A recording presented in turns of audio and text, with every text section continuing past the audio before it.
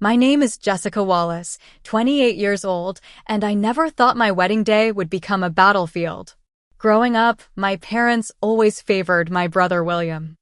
They mortgaged our family home to fund his brewery dream while I worked 3 jobs through college.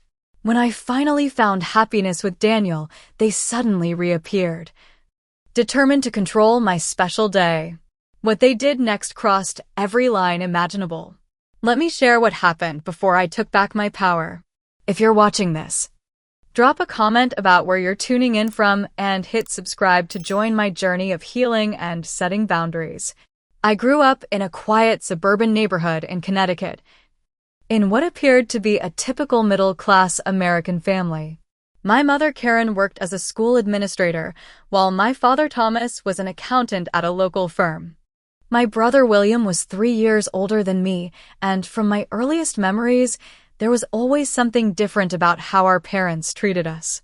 The first time I clearly recognized the favoritism was when I was 7 years old. It was Christmas morning, and William received a brand new bike, a gaming console, and an expensive watch. I unwrapped my gifts with excitement only to find practical items, clothes, books, and a small jewelry box that I later discovered was a hand-me-down from my cousin. When I asked why Santa brought William more presents, my mother quickly replied, "Boys need more encouragement to succeed in the world, Jessica. You already do so well on your own." That became the recurring theme throughout my childhood. I excelled academically, consistently bringing home straight A's while William struggled to maintain C's. Yet my report cards were met with casual nods and quick, good jobs before attention turned to how William had improved from AD to AC- in math, which warranted celebratory ice cream outings and new video games as rewards. My refuge became my journals and books. I would hide in my room, writing about my feelings or escaping into fictional worlds where fairness prevailed. My maternal grandmother Eleanor was the only one who seemed to notice the disparity in our treatment. During my weekly visits to her house, she would make my favorite cookies and actually listen to my stories about school achievements. "Your brightness is a gift, Jessica," she would tell me, her eyes crinkling at the corners. Never dim your light just because others might find it too strong. In elementary school, I threw myself into every academic challenge available. I joined the math team, debate club, and science olympiad. My walls were covered with certificates and ribbons, but my parents rarely attended my competitions. Meanwhile, William collected participation trophies in baseball and soccer, with my parents never missing a game, cheering loudly from the sidelines with professional camera equipment to document every moment. The first major disappointment that truly broke my heart came when I was 12. I had worked for months on a science project about renewable energy sources, creating a miniature working solar and wind power grid. I advanced to the state science fair, and my project won first place. The judge, a professor from Yale, told me I had exceptional potential in engineering, but my parents were not there to hear it. They had chosen to attend William's baseball game instead, where he primarily sat on the bench. When I arrived home with my trophy and certificate, ready to share the exciting news, they barely glanced at my achievement. "That is nice, honey," my mother said, cutting fruit for William's post-game protein smoothie. "William almost got to pitch today. The coach says he might start next game." That night, I cried in my grandmother Eleanor's arms on the phone. She lived an hour away, but promised to come see my project the following weekend. True to her word, she arrived with a special bracelet as a gift, asked me detailed questions about my research, and took dozens of photos that she proudly displayed in her living room. As I entered high school, the pattern continued but intensified. William struggled through classes, barely maintaining the minimum GPA required to stay on the baseball team. My parents hired tutors, met regularly with his teachers, and spent evenings helping him with homework. Meanwhile, I maintained a 4.0 GPA, became editor of the school newspaper, and was selected for a competitive summer internship at the local engineering firm. All of this I achieved without any parental guidance or support. When I needed a ride to my internship interview, I had to ask my friend's mother because my parents were taking William to a baseball showcase in another state. Despite everything, I remained determined to prove my worth. Perhaps I thought that with enough achievements, enough gold stars and accolades, my parents would finally see me. Looking back now, I recognize that this was a child's perspective, believing that the problem was somehow my inadequacy rather than their inability to love their children equally. By senior year of high school, I had already mapped out my future. I would attend a prestigious university, earn scholarships to finance my education, and build a life far away from the constant reminder that I was somehow less deserving of love and attention than my brother. I worked weekends and summers at a local cafe, saving every dollar for college expenses while maintaining my perfect academic record. Grandmother Eleanor remained my cheerleader, attending my debate competitions and academic award ceremonies when my parents were too busy with William's activities. "You are creating your own path," she would remind me. "And someday, you will find people who treasure your brilliance instead of being intimidated by it." Little did I know then how prophetic her words would prove to be, or how much more painful the journey would become before I found those people who would truly value me for exactly who I was. My high school graduation came and went with minimal fanfare. While other parents hosted parties and gave meaningful gifts, mine attended the ceremony and took a few obligatory photos before rushing off to William's baseball tournament in a neighboring state. I told myself it did not matter as I focused on my next chapter, college. I had been accepted to Cornell University with a partial academic scholarship that covered about 60% of my tuition. As I prepared for orientation that summer, I approached my parents about financial plans for the remaining costs. What happened next still makes my stomach churn when I remember it. "We need to have a family meeting," my father announced one evening in late July. We gathered in the living room, and my mother nervously twisted her wedding ring as my father cleared his throat. "Jessica, we are extremely proud of your acceptance to Cornell," he began, not quite meeting my eyes. "But we need to explain our financial situation. We will not be able to contribute to your college expenses." I felt like the floor had dropped from beneath me. "What? Why? I thought we had a college fund. You always said you were saving for our education." My mother interjected, "We did have savings, but circumstances have changed." That was when William, lounging on the sofa with an unreadable expression, spoke up. "I am dropping out of community college. I have a business opportunity that I cannot pass up." My father nodded enthusiastically. "Your brother has a brilliant plan to open a craft brewery. The market is booming for local beer, and he has real talent for it. We have decided to mortgage the house to provide startup capital." My mother added, "It is an investment in his future." I sat there stunned, trying to process what I was hearing. The college fund I had counted on was gone. Redirected to my brother, who had dropped out of the community college they had insisted was the right choice for him due to his mediocre grades. Meanwhile, I had worked tirelessly for my scholarship to an Ivy League school and was now being told to fend for myself. So, what am I supposed to do? I finally managed to ask. "You are so smart and capable," my mother said, as if this were a compliment rather than an excuse to abandon me financially. "You can take out student loans. And with your work ethic, you can surely find a campus job." That night, I called Amanda, my best friend from high school who was also heading to Cornell. Through tears, I explained the situation. "That is seriously messed up, Jess," she said. "But listen. My roommate backed out last week.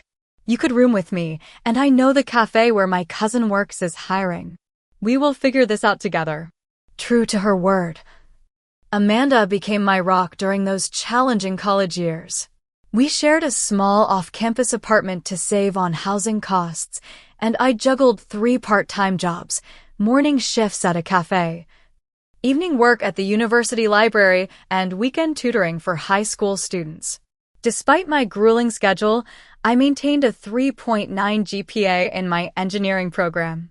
Each night, I would return to our apartment exhausted, often studying until 2 or 3 in the morning before catching a few hours of sleep and starting all over again. The physical toll was inevitable. I lost weight, developed dark circles under my eyes that no concealer could hide, and caught every cold that circulated on campus due to my weakened immune system. During semester break of my sophomore year, I reluctantly returned home for Christmas. What I found left me speechless. My parents had renovated the kitchen with high-end appliances and granite countertops. In the driveway sat a brand new car with a bow on it, a gift for William. His brewery was apparently in development, though he had little to show for the investment beyond some logo designs and sample recipes. When I asked about these expenses, my mother waved dismissively. The kitchen needed updating and William needs reliable transportation to meet with distributors and suppliers. That evening, I confronted them directly about the disparity in how they treated us. Do you even realize what you are doing? I am working myself to exhaustion to pay for the education you promised to help with, while you are buying William cars and renovating the house. My father's face hardened. You have always been jealous of your brother, Jessica. He has a real business opportunity that could support this family for generations. Your degree is just for you. You have always been self-sufficient, my mother added. William needs more support to find his way. I realized then that no amount of evidence would change their perspective. In their eyes, William's potential always outweighed my actual achievements. It was a devastating moment of clarity. My grandmother Eleanor was my only source of family support during this time. When I confided in her about my financial struggles, she insisted on helping with what she could from her modest retirement savings. I want to see you succeed, dear one, she said. Your grandfather would have wanted this too. But midway through my junior year, Eleanor suffered a severe stroke. I rushed to her hospital bedside, arriving just in time to hold her hand as she passed away. My grief was overwhelming, not just for the loss of my grandmother, but for the loss of the only person in my family who had truly seen and valued me. The small inheritance she left me helped cover my remaining college expenses, allowing me to reduce my work hours slightly and focus more on my studies and internship opportunities. In a way, she continued supporting me even after she was gone. By senior year, I had secured a job offer from a marketing technology firm in Seattle, as far from Connecticut as I could reasonably go while remaining in the continental United States. When I graduated with honors, Amanda's parents cheered loudly from the audience and took me to a celebration dinner afterward. My parents attended the ceremony but left immediately after to attend William's Brewery soft opening event, which had been scheduled on the same day despite my graduation date being announced months in advance. As I packed my belongings for Seattle, I made a silent promise to myself. I would build a life so full of love and respect that the hole left by my parents' conditional affection would eventually close. I would become fully independent, not just financially but emotionally.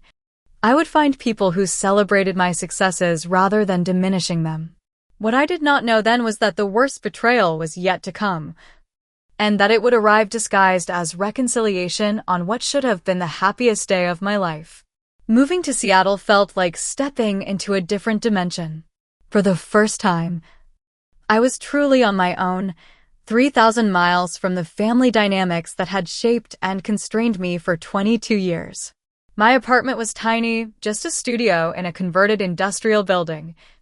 But it was mine alone, paid for with my own salary.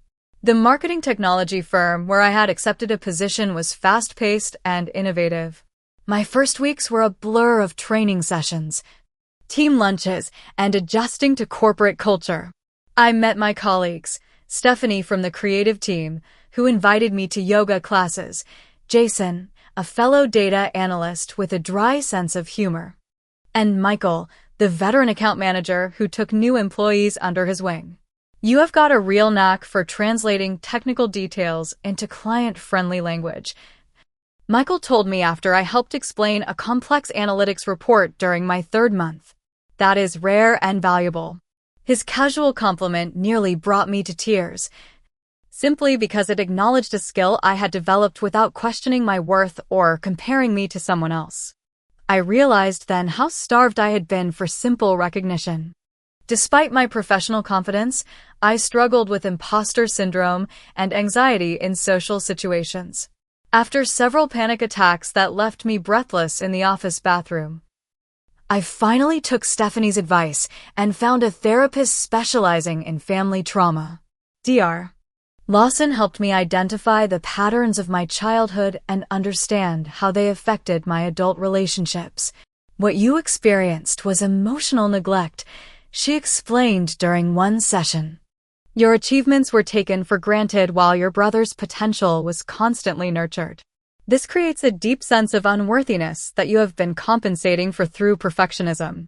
Those therapy sessions were often painful, unpacking years of stored hurt and examining beliefs I had internalized about my value being tied to productivity. But slowly, I began to heal. I joined a book club, made friends outside of work, and even tried dating, though those initial relationships never progressed very far due to my lingering trust issues. Then came the industry conference in San Francisco that changed everything. I had been sent to represent our company at a marketing technology summit, scheduled to give a presentation on data personalization strategies. After my talk, a tall man with kind eyes approached me. "That was brilliant," he said. "You explained neural networks in a way that actually made sense to non-technical people." I am Daniel, by the way. Daniel Clark from Horizon Analytics. We ended up talking through the entire networking reception, discovering shared interests in hiking, historical fiction, and obscure documentaries. When he asked for my number at the end of the evening, I surprised myself by giving it without hesitation.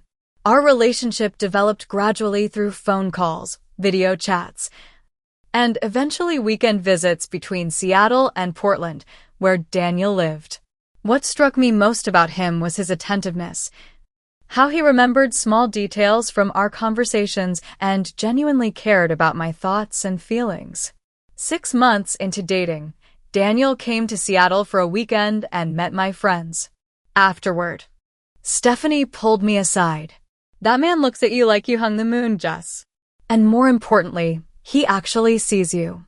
Meeting Daniel's family was an eye-opening experience. His parents, Margaret and Richard, welcomed me warmly into their Portland home. During dinner, they asked thoughtful questions about my work and interests, and proudly shared stories of Daniel's childhood while he good-naturedly rolled his eyes. The easy affection between them was both beautiful and painful to witness, highlighting what had been missing in my own family experience. "Your parents must be so proud of all you have accomplished," Margaret said as we looked through photo albums after dinner. Daniel squeezed my hand under the table, aware of the complexity behind that assumption. I managed a non-committal response, but later that night in the guest room, I broke down in tears. "They would be proud if I were William," I whispered as Daniel held me. "I am sorry. Your family is wonderful, and it just makes me realize what I never had. You deserve to be cherished," he said simply, "and you never have to apologize for your feelings with me." As our relationship deepened, my contact with my parents remained minimal, limited to brief monthly phone calls and obligatory holiday greetings. They rarely asked about my life or career, and conversations invariably turned to William's brewery struggles and their efforts to help him overcome challenges in the competitive market. 2 years after we met, during a sunrise hike on Mount Rainier, Daniel knelt in a meadow of wildflowers and asked me to marry him.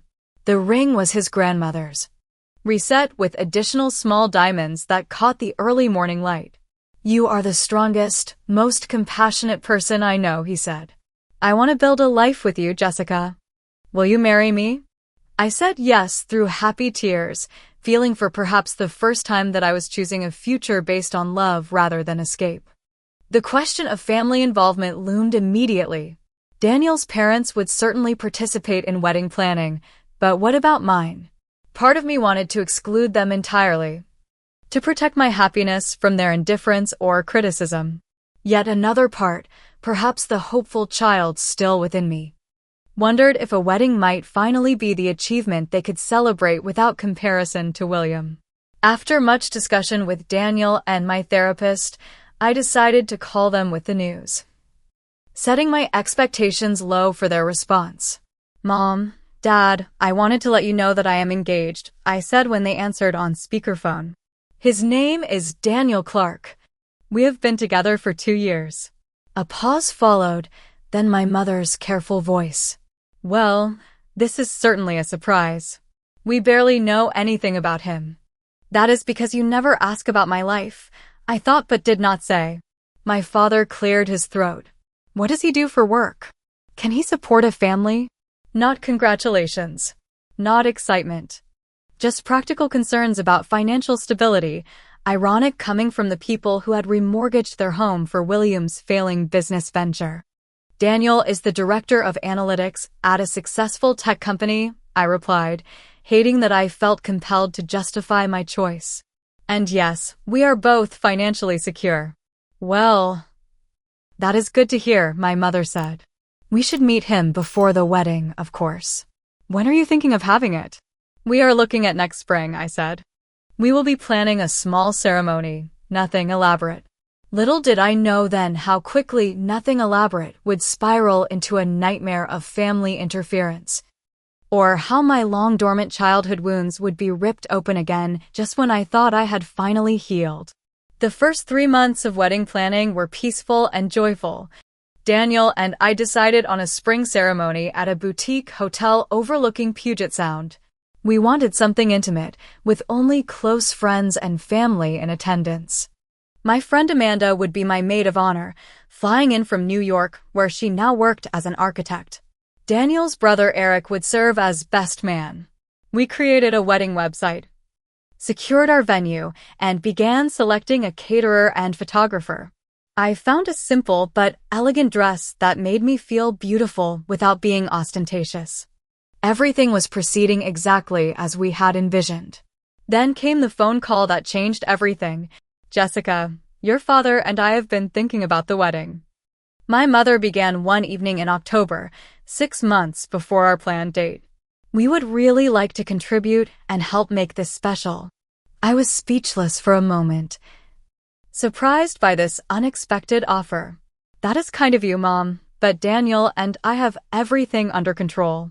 We are keeping it small and simple. But this is our only daughter's wedding," she persisted.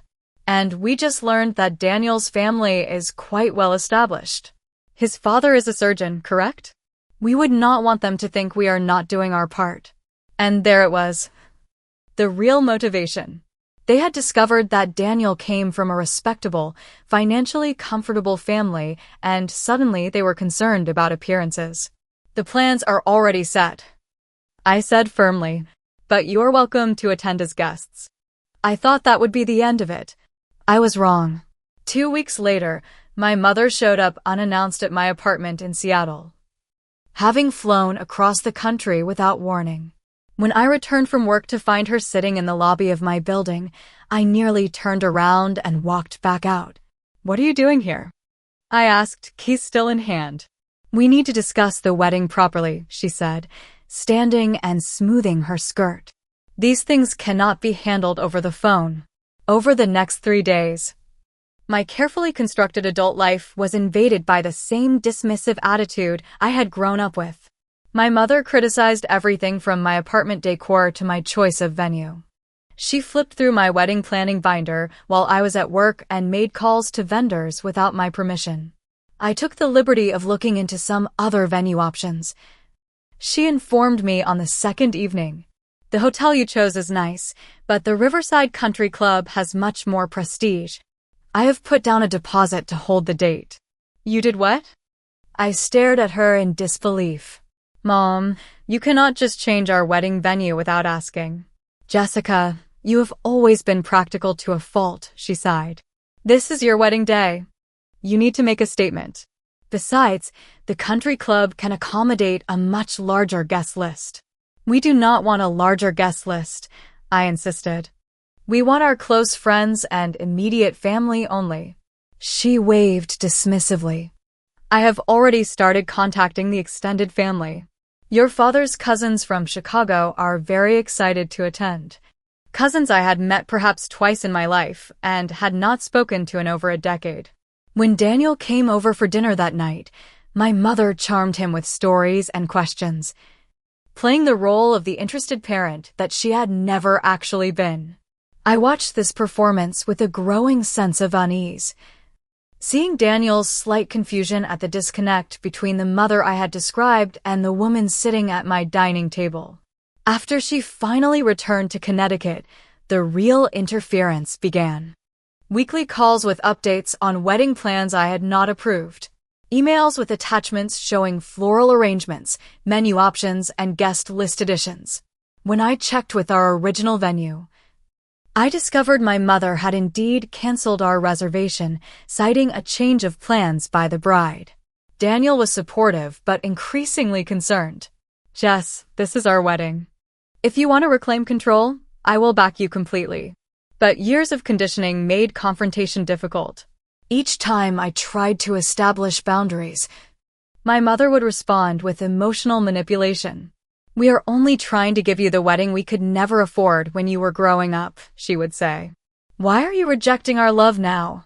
Meanwhile, William had entered the picture, calling to tell me how excited our parents were about the wedding. They are putting so much effort into this, he said. Mom says they might need to refinance the house again to cover some of the costs. That information sent me into a panic attack. The thought of my parents taking on additional debt, supposedly on my behalf, was horrifying. I called them immediately. Is it true you are refinancing the house for the wedding? I demanded. Well, these things are expensive. My father replied evasively. And the brewery has required some additional investment lately. The truth clicked into place. William's business was still failing, and they were using my wedding as an excuse to extract more capital from their home equity, likely to funnel it to him once again. The situation escalated when my mother announced she had contacted a different bridal salon because she did not think the dress I had chosen reflected our family status. She had scheduled an appointment to view gowns with price tags that made me nauseated.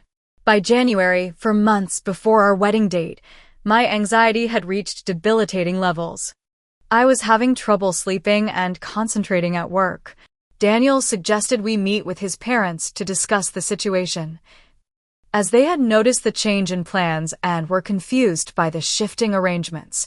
During dinner at their Portland home, my carefully maintained composure finally cracked. Margaret had gently asked about the change in venue, noting that the original hotel had seemed so perfectly suited to your personalities. It was perfect, I whispered, and then began to cry. Through my tears, the whole story spilled out.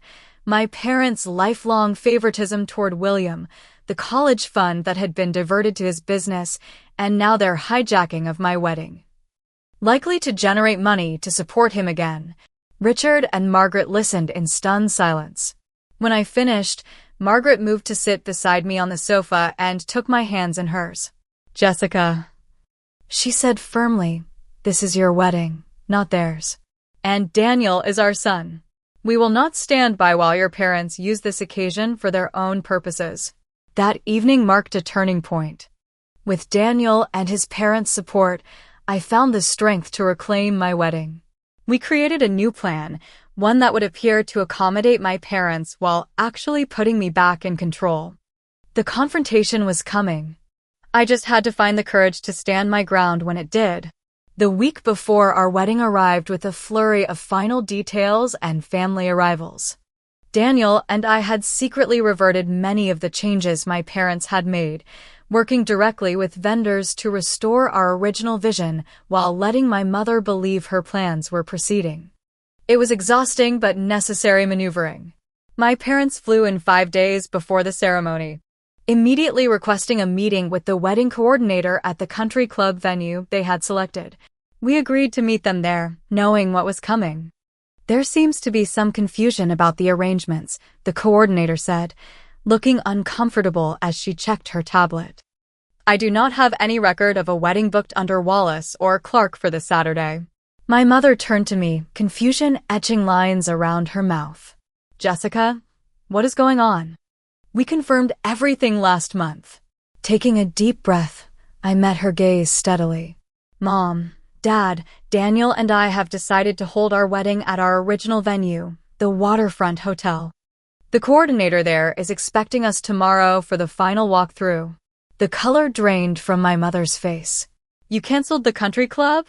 After all the work we put into arranging it? What about the guests we invited? We sent notifications to the people on our guest list, Daniel explained calmly. The ceremony will be as we originally planned, intimate and personal. My father's face hardened. This is completely unacceptable. We have made commitments to family and friends. No, Dad, I countered, my voice surprisingly steady. You made commitments without our consent. This is our wedding, not a fundraising opportunity for Williams Brewery. His eyes widened at the direct accusation. How dare you suggest such a thing? We were only trying to give you the celebration you deserve. The celebration I deserve is one that reflects Daniel and me, not your social aspirations, I replied. You are welcome to attend as our guests, but the arrangements are no longer open for discussion. That evening, William arrived in Seattle and immediately made the situation worse.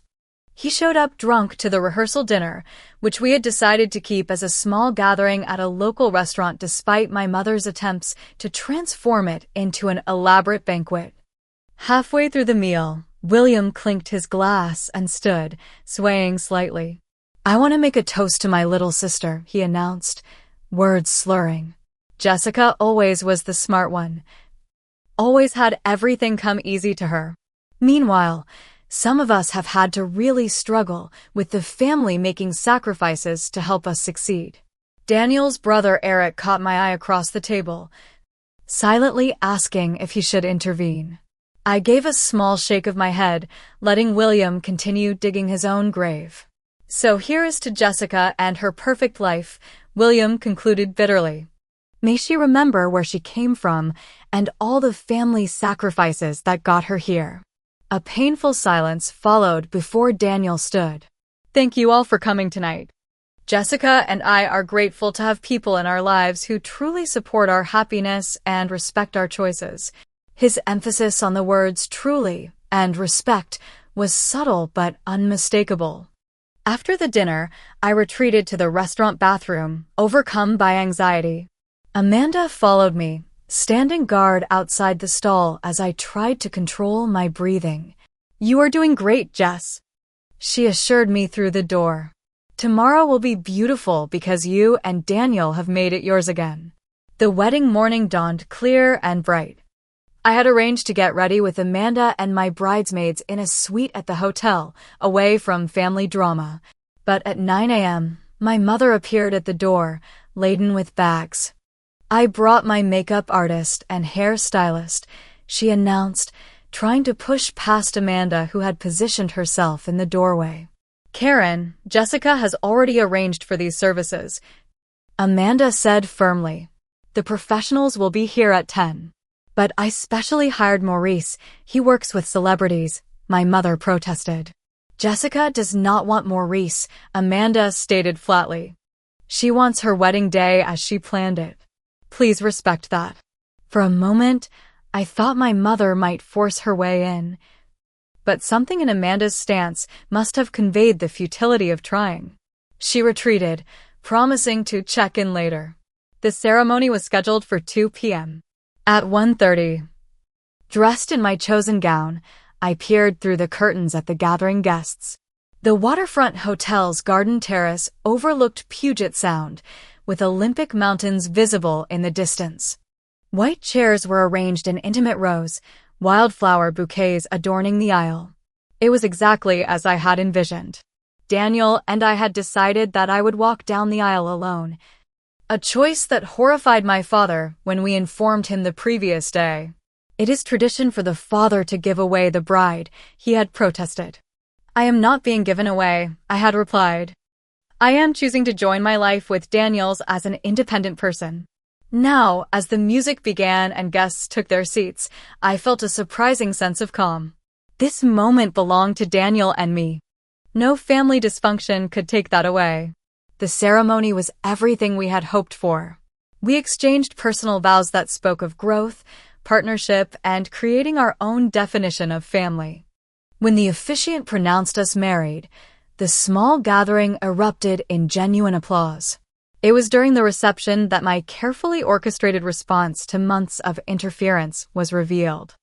As dinner concluded, my father stood and approached the small stage where the band was set up, clearly intending to give a speech. I caught the eye of the wedding coordinator and gave a slight nod. Before my father could reach the microphone, the band leader stepped forward. "Ladies and gentlemen, the bride and groom have prepared a special announcement." Looking confused, my father stopped in his tracks as Daniel and I walked hand in hand to the stage. "Thank you all for sharing this day with us," I began, my voice steady despite the pounding of my heart. Marriage is about building a future together, and Daniel and I are excited to share that we have made our first major decision as a married couple. Daniel smiled at me encouragingly as I continued. "We have accepted positions with an international technology firm in their Amsterdam office. In 3 weeks, we will be relocating to the Netherlands for a 2-year assignment." Gasps and murmurs rippled through the room. My parents' faces registered shock and disbelief. This news, which was completely true, had been kept secret specifically for this moment. "While we will miss our friends and family here, we are excited for this new adventure together," Daniel added. "And we welcome visitors who respect our new life and boundaries." The emphasis on respect and boundaries was unmistakable to those who understood the subtext. From the corner of my eye, I saw William stand abruptly, knocking over his water glass. "This is just like you, Jessica," he shouted. "Always thinking only of yourself. What about your family obligations?" Before I could respond, Richard, Daniel's father, stepped forward. "I believe I speak for everyone who truly cares about Jessica and Daniel when I say we support their choices and wish them every happiness wherever they decide to build their life." Several guests applauded, while William continued his tirade until Eric and 2 of Daniel's cousins quietly escorted him outside. My mother sat frozen, tears streaming down her face, while my father stared at his hands. For the first time in my life, I felt truly free of their expectations and disappointment. The reception continued without further incident. Daniel and I danced, cut cake, and celebrated with people who genuinely wished us well. When we departed for our hotel suite, rose petals showering us as we ran through a corridor of friends, I felt lighter than I had in years. We were leaving for our honeymoon the next morning, a 2-week tour of Italy before returning to pack for our international move. There would be no awkward family brunch, no further opportunity for confrontation or manipulation. We had said everything that needed saying through our actions rather than words.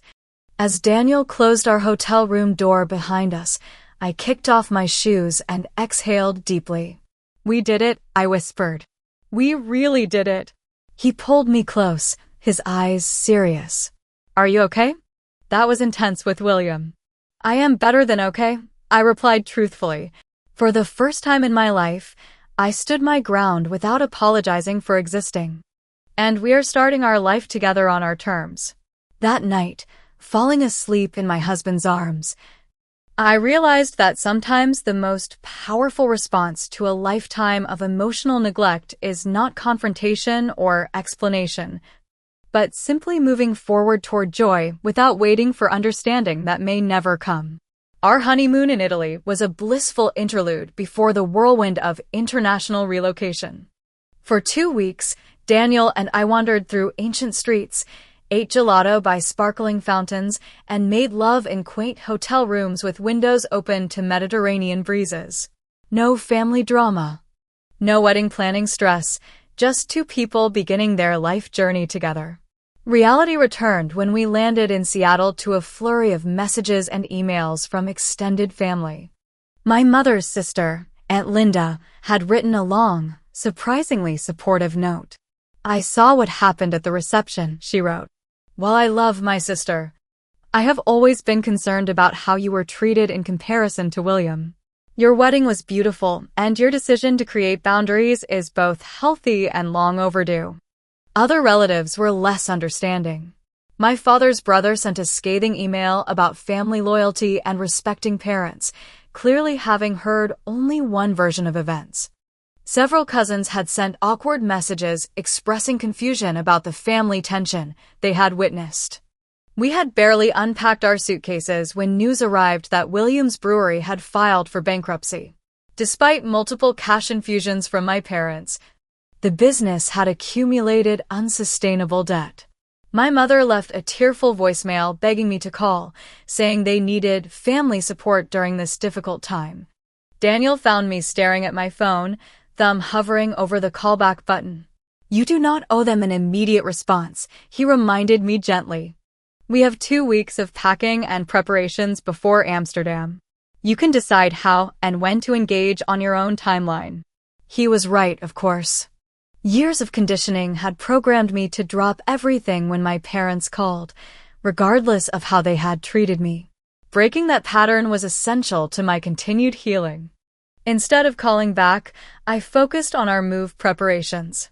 We sold furniture, shipped essential items ahead, and said goodbye to friends and colleagues.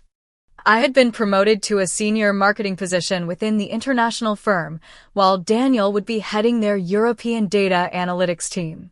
It was an exciting career step for both of us, with the added benefit of physical distance from family complications. My therapist, Dr. Lawson, and I had arranged for virtual sessions to continue during my transition abroad. During our final in-person appointment, she helped me draft a brief, clear email to my parents outlining my terms for future communication. "I value healthy relationships based on mutual respect," I wrote. "While I am open to maintaining contact during our time abroad, I need acknowledgement of the pattern of favoritism that has characterized our family dynamic. I am not available for conversations that dismiss my feelings or experiences." The response came 3 days later, predictably defensive and missing the point. "We have always loved both our children equally," my mother wrote. "If you felt otherwise, we are sorry for your perception, but our intentions were always good. We hope you will reconsider your harsh judgment of our parenting once you have children of your own." Dr. Lawson helped me recognize this non-apology for what it was. "They are still placing the responsibility on you for perceiving mistreatment rather than acknowledging their actions," she noted.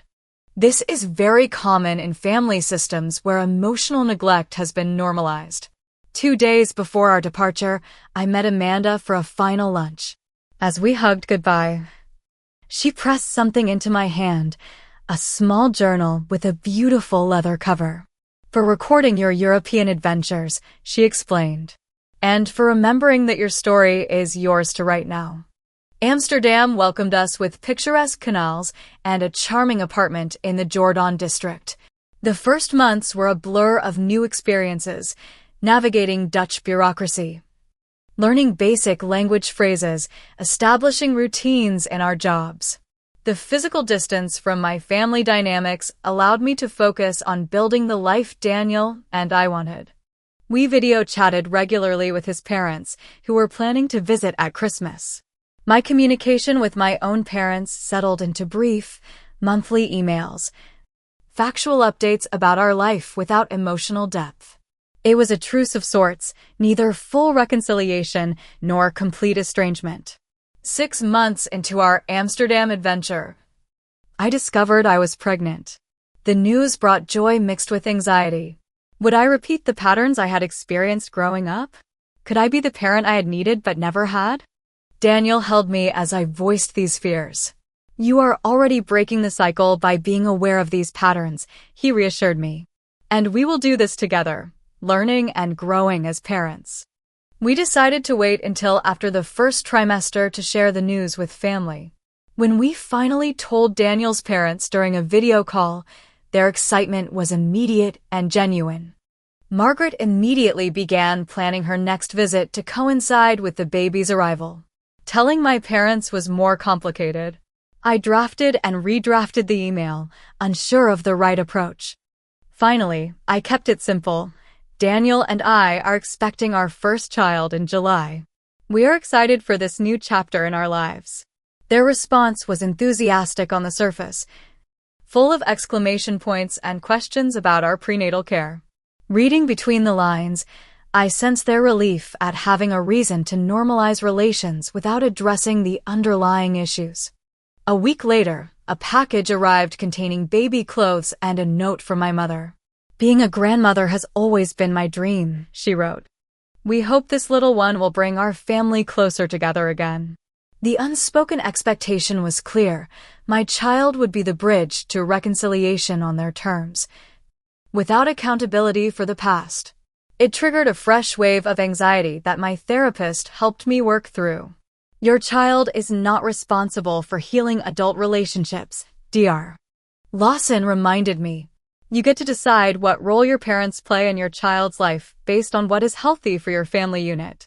Around this time, I received a surprising email from William. In the months since the wedding and his business failure, he had apparently begun attending Alcoholics Anonymous. His message was thoughtful and showed more self-awareness than I had ever seen from him. "I am working through the steps," he wrote. "Part of that means acknowledging how I have harmed others. I realize now that I benefited from the unfair way our parents treated us, and rather than questioning it, I accepted the advantages it gave me. I contributed to your pain through my silence and sometimes through active participation. I am truly sorry, Jessica." I read the email multiple times, uncertain how to respond. Was this genuine growth or another manipulation? After discussing it with Daniel and Dr. Lawson, I sent a cautious but open reply, acknowledging his apology without making immediate promises about rebuilding our relationship. As my pregnancy progressed, we prepared our Amsterdam apartment for the baby's arrival. Daniel and I attended childbirth classes, where we met other international couples building families far from their home countries. These new friends became our local support network, a chosen family of sorts. When Margaret and Richard visited during my 7th month, they helped set up the nursery and treated us with the perfect balance of support and respect for our independence. Watching Daniel with his parents, I felt both gratitude for their healthy example and a lingering sadness for what I had missed. "We consider you our daughter now," Margaret told me one evening as we folded tiny onesies. "Not just because you married Daniel, but because of who you are. We are so proud of the strength you have shown in creating a life on your terms." Her words, so simple yet so profound, helped heal a piece of my heart that had been broken since childhood. Our daughter Grace Eleanor Clark was born on a rainy July morning in Amsterdam, 2 years after our wedding day. She had Daniel's dark hair and my green eyes, tiny fingers that gripped our own with surprising strength. The love I felt looking at her was overwhelming, a fierce protectiveness unlike anything I had experienced before. "She is perfect," Daniel whispered, cradling her against his chest. "Just like her mother." The early months of parenthood were exhausting but filled with a deep joy that overshadowed the challenges. Daniel took extended paternity leave, and we navigated sleepless nights and breastfeeding struggles together. Our Amsterdam friends brought meals and offered support, creating a community that felt more like family than many of my blood relatives ever had. Margaret and Richard visited when Grace was 2 months old, staying in a nearby apartment to help without intruding. Their natural respect for our parenting choices reinforced my determination to establish healthy boundaries with my own parents. When Grace was 4 months old, we decided it was time to video call my parents to introduce them to their granddaughter. I prepared carefully for this moment, discussing strategies with Dr. Lawson for maintaining boundaries while allowing a relationship to develop. My mother cried when she saw Grace on screen. "She looks just like you did as a baby," she said wistfully. "We have so much to teach her about our family traditions." Daniel and I will decide what traditions we incorporate into Grace's life, I replied gently but firmly. We are creating our own family culture that reflects our values. My father seemed subdued, less certain of his role in this new dynamic where I clearly held the power to determine their access to their grandchild. We would very much like to visit, he ventured. When you think it would be appropriate, we can discuss that possibility for the future, I answered. For now, we are enjoying this time as new parents and settling into our routines. The conversation remained superficial but civil. After we disconnected, Daniel pulled me into a hug. You did beautifully, he murmured against my hair. Clear boundaries with an open door if they choose to respect them. Over the following months, a careful dance evolved. My parents sent gifts for Grace and requested regular photo updates. I provided these within reason while maintaining emotional distance in our communications. They occasionally made comments that triggered old wounds, like my mother noting that William would have made such a wonderful father if his brewery had succeeded, but I was better equipped now to recognize these patterns without being devastated by them. William continued his sobriety journey, sending thoughtful emails and small presents for Grace. His transformation seemed genuine, though I remained cautious about fully trusting him. When he asked if he could video call to meet his niece, I agreed to a brief introduction. Pleasantly surprised by his respectful interaction without any hint of the bitterness that had characterized our previous encounters. Our original 2-year assignment in Amsterdam was extended to 3 years as both Daniel and I received promotions. Grace thrived in her international environment, beginning to speak a charming mix of English and Dutch words picked up from her daycare providers. Amanda and Stephanie were named Grace's godmothers, flying to Amsterdam for her first birthday celebration. You have created such a beautiful life, Amanda observed as we watched Grace toddle around our apartment. I am so proud of the boundaries you set to make this possible. As our time in Europe approached its conclusion, Daniel and I decided to accept positions back in the United States, but in San Francisco rather than returning to Seattle or anywhere near Connecticut.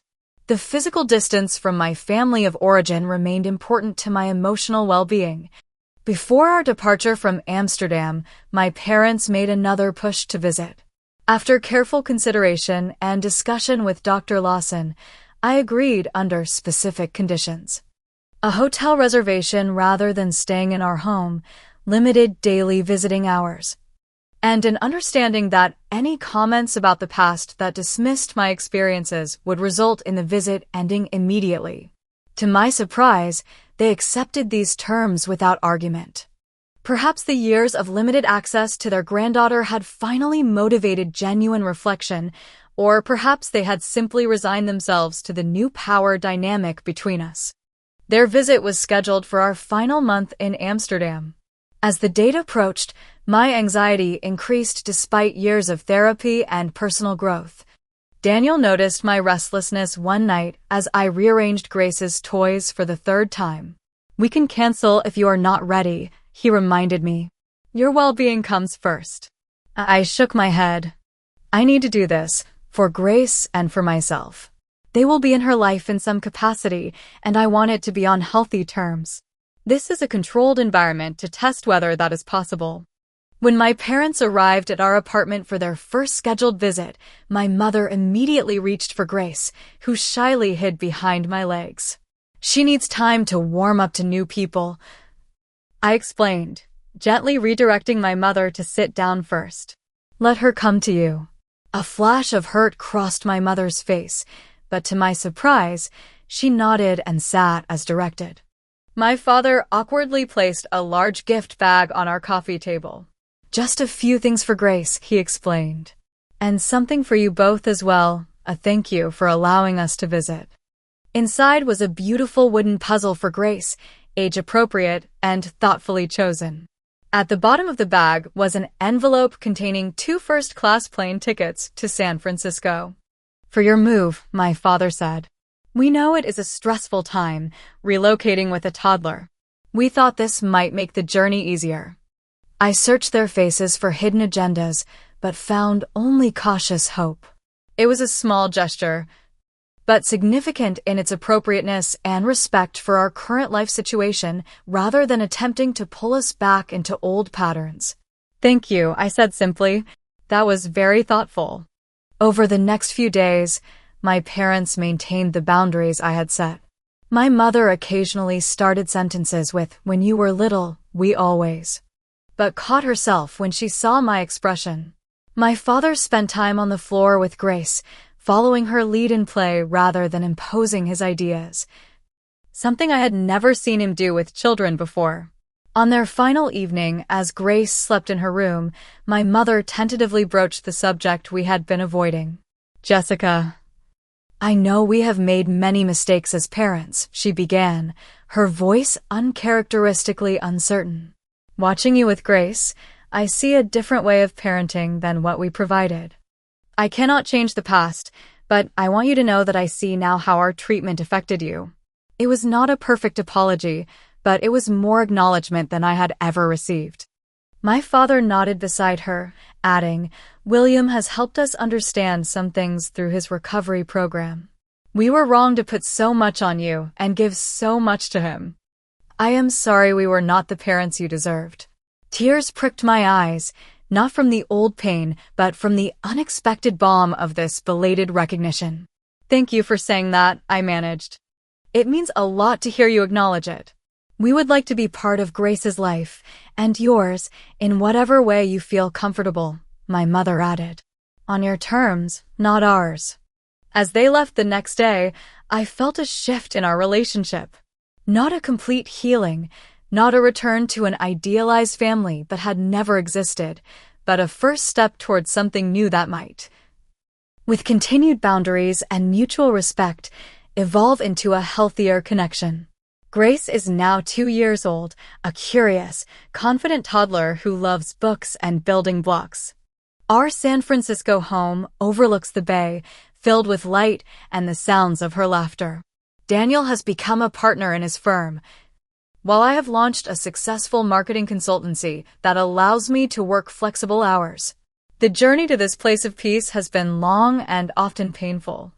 There were moments when cutting all ties with my family of origin seemed the only way forward, and other times when the pull of reconciliation tempted me to abandon my boundaries. Finding the middle path, a limited relationship based on clear expectations and ongoing evidence of respect, has required constant vigilance and regular check-ins with my therapist. My parents visit 3 times a year, staying in a nearby hotel and honoring our parenting choices without commentary. They send thoughtful gifts for Grace's milestones and occasionally for Daniel and me as well. Small acknowledgments of our interests and preferences that show they are finally paying attention to who we actually are rather than who they wished we would be. William has maintained his sobriety for nearly 3 years now. He has rebuilt his life in a different direction, working as a carpenter and recently becoming engaged to a kind woman who knows his history and supports his continued growth. Our relationship has slowly mended into something cautious but genuine. He has become the brother I always wished for rather than the entitled young man our parents created through their favoritism. The most profound change, however, has been within myself. Becoming a mother has healed wounds I did not realize still needed healing. Each time I acknowledge Grace's feelings, celebrate her uniqueness, or support her independence, I am also nurturing the child within me who needed that same validation. "You are breaking the cycle," Dr. Lawson told me during a recent session. That is the most powerful gift you can give your daughter and yourself. Amanda and Stephanie have become treasured parts of our extended family, their roles as godmothers taken seriously with regular visits and video calls. Daniel's parents continue to model healthy grandparenting, respecting our authority as parents while building their own special relationship with Grace. Last month, we hosted a small gathering at our home, bringing together our chosen family with the biological relatives who had earned their place in our lives. Watching my mother carefully follow Grace's instructions in a pretend tea party, I felt a complex emotion that was neither forgiveness nor forgetfulness, but acceptance of the imperfect reality of family relationships. Daniel found me on the deck later, looking out at the sunset over the Golden Gate Bridge. "Happy?" he asked, wrapping his arms around me from behind. "Whole," I replied, leaning into his embrace. "I feel whole." The journey from that neglected child to this confident woman has been marked by painful recognitions and difficult choices. There were times when standing my ground felt impossible, when the pull of old patterns nearly overwhelmed my resolve. But with each boundary maintained, each truth spoken, I reclaimed pieces of myself that had been lost in the shadow of my brother's preferential treatment. If I could write a letter to my younger self, hiding in her room with journals and dreams of escape, I would tell her this: your worth is not determined by their ability to see it. The family you create, through blood or choice, will reflect the love you have always deserved. The path to healing is not forgetting or forgiving without accountability, but building a life so full of joy and authenticity that the pain of the past loses its power to define you. I look at my daughter now and make this promise: you will never wonder if you are enough. You will never measure your worth against another's. You will grow knowing that you are loved completely for exactly who you are, not for what you achieve or how well you meet others' expectations. That is the legacy I choose to create from the ashes of what I experienced. Not resentment, not perpetual anger, but the freedom to define family on my own terms and the wisdom to recognize that sometimes the most loving choice we can make is to hold firm boundaries with those who struggle to respect them. Have you ever had to set boundaries with family members who could not see your worth? How did you find the strength to stand your ground? Share your experiences in the comments below. And do not forget to like and subscribe if this story resonated with you. Remember, creating a family, whether through birth or choice, is about building connections that honor each person's authentic self. Thank you for listening to my journey, and may you find the courage to write your own story exactly as it deserves to be told.